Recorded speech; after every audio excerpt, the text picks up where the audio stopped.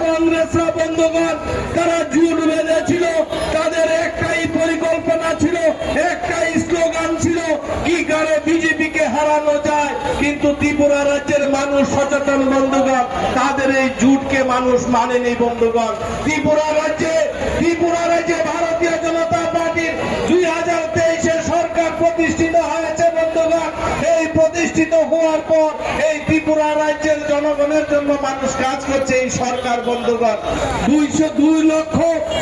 3,71,000 পরিবার আজকে ঘর পেয়েছে বন্ধুগণ। যশস্বী প্রধানমন্ত্রী নরেন্দ্র মোদীজির নেতৃত্বে আজকে 3,71,000 পরিবার ঘর পেয়েছে বন্ধুগণ। 2,47,000 পরিবার আজকে কিষাণ সম্মান নিধি পেয়েছে, যেটা 25 বছরের বাম শাসনে মাত্র 1100 কৃষক সম্মান নিধি পেত বন্ধুগণ। আজকে ত্রিপুরা রাজ্যের মানুষ, ত্রিপুরা রাজ্যের জনগণ আজকে উপকৃত হয়েছে। জাতি জনজাতি থেকে শুরু করে প্রত্যেকটা অংশের মানুষ আজকে ভারতীয় জনতা পার্টির পক্ষে আছে বন্ধুগণ।